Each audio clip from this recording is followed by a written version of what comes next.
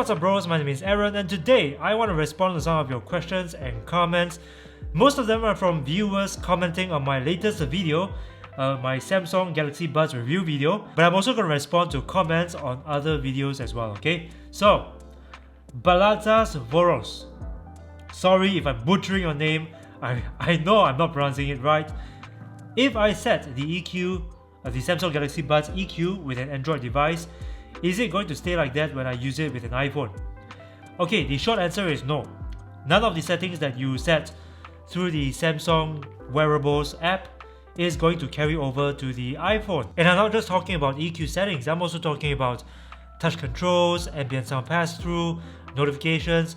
The Galaxy Buds will only remember these settings when you call up the Galaxy Wearables app. So iOS users, you're pretty much stuck with whatever comes out of the box because the app is not available on the App Store. How fun, right? The next question is by Dan Bros. Are you by any chance from Singapore or Malaysia? Yes, I'm from Singapore. I'm not from Malaysia. I'm born and bred in Singapore. And that is probably why I talk funny, eh? Next question is by DRZSL. Would you recommend the Galaxy Buds to an iPhone user? Sure, why not? Because at this price point, $130 it's got pretty decent specs, Bluetooth 5.0, wireless charging, USB-C, touch controls, AAC codec, which is like perfect for the iPhone, right? They also sound quite decent for the price.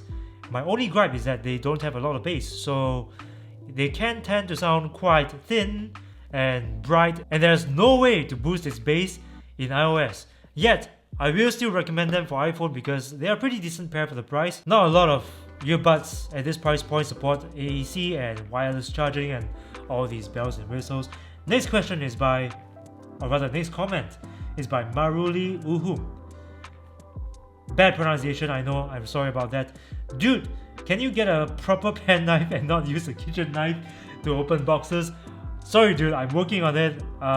Pen knife in the next video, I promise. Forward or wise, how good is the passive noise isolation of the Galaxy Buds?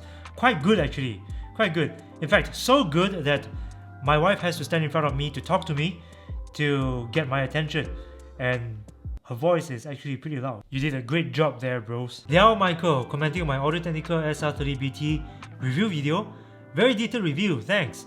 How do you think about SR30BT compared to Marshall Mid and Major? And to answer your question, I don't mind going full wireless. Okay, Michael. If you don't mind going full wireless, get the SR30BT because it feels more comfortable to wear because it's got a lighter clamping pressure. It also has superior battery life compared to the Marshall headphones. If you want to find out how much battery it's got, watch this video right over here. They also sound more open and spacious compared to the Marshalls, but I will say this, the Marshalls have better bass performance and they also have aptX support.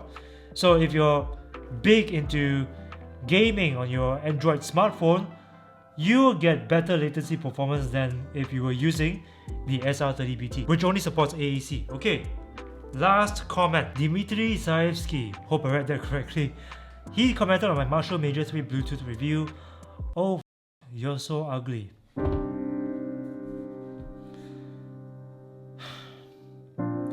You break up my heart, Dmitry. You break up my heart. Well, that's it for today. Thank you guys for watching. And if you like this video, please punch that like button and share this video with your friends. Subscribe to this channel if you haven't already, and remember to ring the bell to join my notification squad because I upload videos every single week and YouTube will only notify you if you ring this bell. So ring the bell.